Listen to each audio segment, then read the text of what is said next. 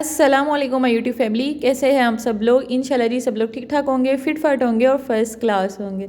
तो जी आज आप लोगों की बहन ने बनाए हैं पोटैटो चीज़ पराठा। बस बनाया तो आलू का पराठा ही है, बस उसके अंदर थोड़ी चीज़ दब दी है और बहुत सिंपल बहुत इजी अंदाज में बिल्कुल रेस्टोरेंट जैसा पराठा बन के हमारे होंगे रेडी।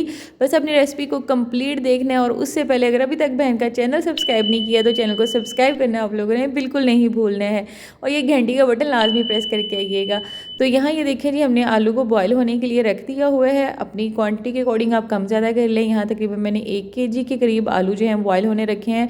बिस्मिल्लाहिर्रहमानिर्रहीम। तो जनाब मोरल ऑफ़ द स्टोरी ये है कि रात मैंने गूंद के रख लिया आटा फ्रिज में कि सुबह बनाएंगे नॉर्मल जिस तरह रोटी पराठा बनाते हैं। लेकिन जैसे सुबह उठी हूँ तो भाई मेरा कहता है आपू मुझे रेस्टोरेंट जैसा जो है ना पोटैटो चीज़ पराठा बना के दो।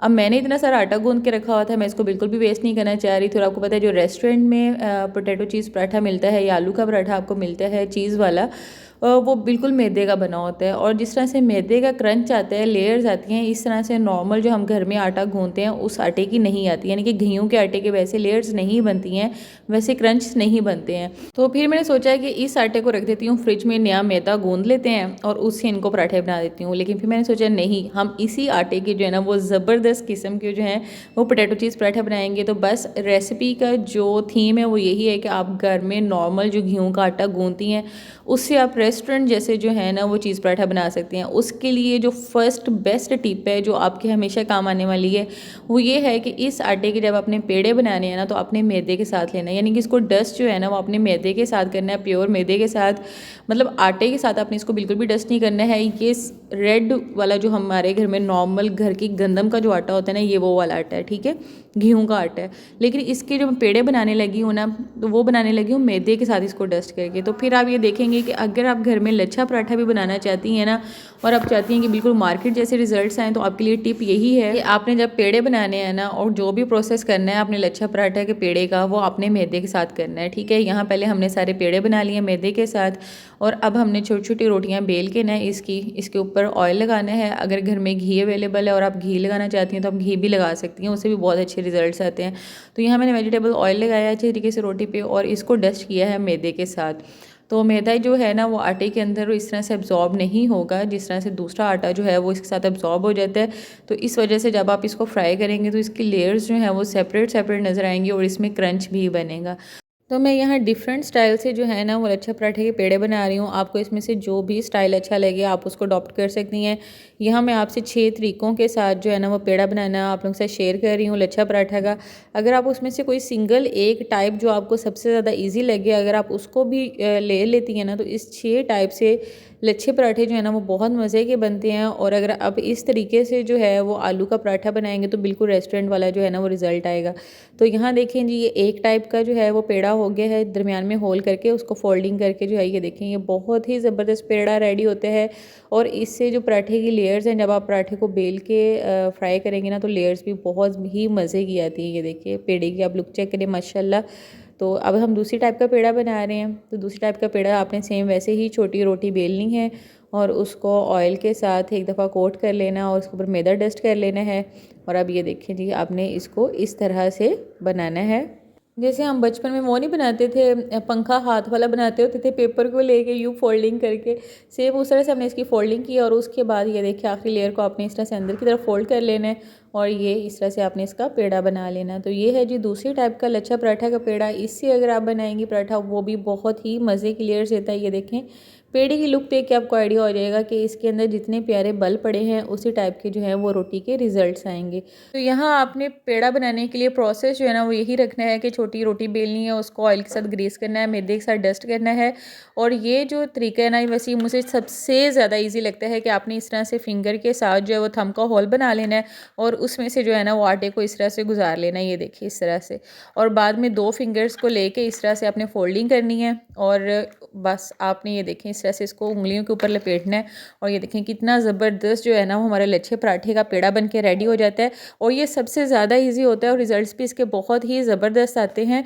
लेकिन ये कि जितने भी आप लच्छे पराठे के पेड़े बनाएंगी ना उसमें थीम यही है कि आपने जो है ना इन पेड़ों को रेस्ट लाजमी देना है। और ये सिंपल जिस तरह से हम फोल्डिंग करते हैं, जैसे नॉर्मल हमारी माएँ जो हैं वो बल वाला पेड़ा करती होती थी, सेम ये वही वाला स्टाइल है।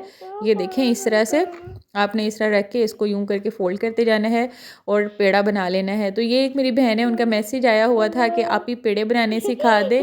तो और हमेशा की तरह मेरी बेटी जो है ना यहाँ मेरे पास बैठी हुई है और बस उसको ये कि मुझे रोटी दे दो और मैं इसकी रोटी बना लूँ आटे की। तो ये मेरी बहन का मैसेज था कि आप ही पेड़ा बनाना सिखा दे। तो बहना आपकी बहन ने एक पेड़ा नहीं आपको 6 टाइप्स बता दिए पेड़ा बनाने की। आपको इसमें से जो इजी लगे आप उसको अडॉप्ट कर लें लच्छा पराठा के लिए। तो और उसके अलावा जो भी पराठा आप बनाइए, इवन गोभी का पराठा, मूली का पराठा, आलू का पराठा, जो भी आप इस तरीके से बनाएंगे उसके रिजल्ट्स बिल्कुल 100% जो है ना वो रेस्टोरेंट वाले आएंगे। तो यहाँ हमने उसी तरह से छोटी रोटी बेली है, मैदे से डस्ट किया है और इसकी स्ट्रिप्स काट लिए हैं। देखिए स्ट्रिप्स काट के इन तमाम स्ट्रिप्स को आपने इस तरह कंबाइन करना है और अब इनको थोड़ा सा आप खींचेंगी तो बाद में आपने बस सिंपल इसको यूं करके फोल्ड कर देना है। इसके भी रिजल्ट्स बहुत ज़बरदस्त आते हैं। और यहाँ हमने 5 टाइप के जो है ना वो लच्छा पराठा के पेड़े बना लिए हुए हैं। अब हम बनाने लगे हैं जी 6 टाइप का। तो ये देखें पांचों के पांचों टाइप के रिजल्ट्स आप चेक करें कि पेड़े किस कदर ज़बरदस्त हुए हैं। तो यहाँ जो है सेम हमने उसी प्रोसीजर को फॉलो किया है। छोटी रोटी बेली है ऑयल के साथ और मैदे के साथ उसको डस्ट कर लिया है। और यहाँ हमने ये जो स्ट्रिप्स काटी हैं वो आपको कंप्लीट स्ट्रिप्स काटने की ज़रूरत नहीं है, बस मिड में से स्ट्रिप्स को काट लें और इन स्ट्रिप्स को जो है वो इस तरह से पकड़ के दरमियान में से कंबाइन कर लें और पेड़े की आप फोल्डिंग बना लें। तो यहाँ देखें जी 6 टाइप के जो हैं वो हमारे लच्छा पराठा जो है वो बन के रेडी हो गए हुए हैं। तो अभी मैंने हर टाइप के जो हैं वो 2 पराठे बनाए, यानी कि टोटल मैंने 12 पेड़े किए हैं, हर टाइप से 2 पेड़े, ताकि पराठा जो है वो एक तरह का बने। मतलब कि हमने एक पराठे में 2 पेड़े यूज़ करने हैं। तो अब सो आपने मेरी बात को अंडरस्टैंड कर लिया होगा। तो सेम उन्हीं प्रोसीजर को फॉलो करते हुए मैंने यहाँ पे 12 पेड़े बना लिए हैं 6 पराठों के लिए। तो आपने अगर घर में मूली का पराठा, आलू का पराठा, गोभी का पराठा या जिस भी चीज़ का पराठा बनाना है, अगर आप इस प्रोसेस को फॉलो करते हुए पराठा बनाएंगी ना, तब यकीन माने कि बिल्कुल रेस्टोरेंट जैसा जो है ना वो पराठे का रिज़ल्ट आएगा। बहुत क्रंची, बहुत मज़े के पराठे बन के रेडी होते हैं। तो बस जैसा कि मैंने आपको पहले बताया है कि इसमें जो मोस्ट इम्पॉर्टेंट टिप है वो यही है कि आपने इन पेड़ों को रेस्ट लाजमी देना है, क्योंकि जितने हमने इनको बल दिए होते हैं उतने बल सेटल होंगे तो रोटी बेलना आपको आसान होगा। तो मैंने आलू का जो मसाला है वो पहले नहीं बनाया था, पहले पेड़े बनाए हैं। तो उतनी देर में पेड़ों को रेस्ट आ जाएगा और उतनी देर में जो है ना हम आलू की पीठी बना के रेडी कर लेंगे। यानी कि आलू का मसाला बहुत सिंपल आलू का मसाला बनाती हूँ मैं आलू के पराठे के लिए, बहुत ही अच्छे रिजल्ट्स आते हैं। सिंपल ग्रीन चिलीज़ को मैंने चॉप किया है, थोड़ा सा ज़ीरा डाला है और नमक डाल के जो है वो आलू को फाइनली मैश कर लिया हुआ है, ये देखें। और साथ में चीज़ ली है मैंने, मोज़रेला चीज़ यूज़ कर रही हूँ। तो बस दैट्स इट। तो ये हमारी जो इसकी फिलिंग है पेड़ों के लिए।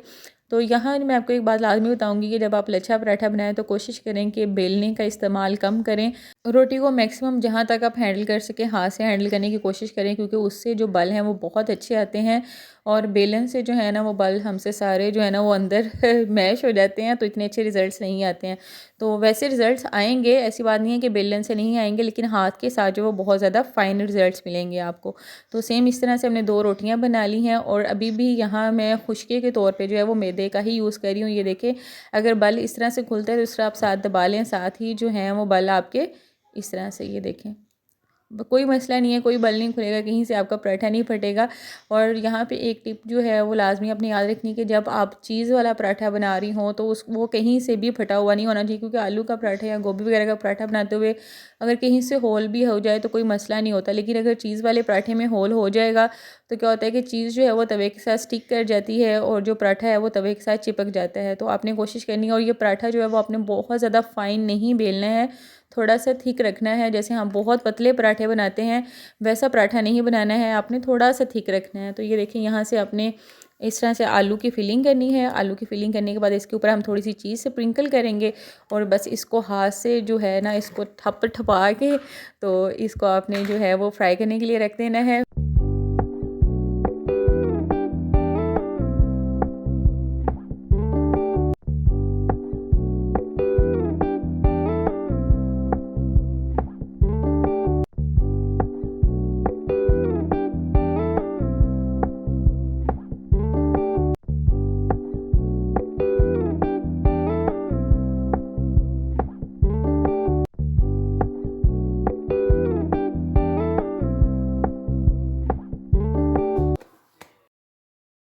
और यहाँ हमने पराठे का जो है ना वो हर तरफ से अच्छे तरीके से मक्कू ठप लेना है, ये देखिए इस तरह से।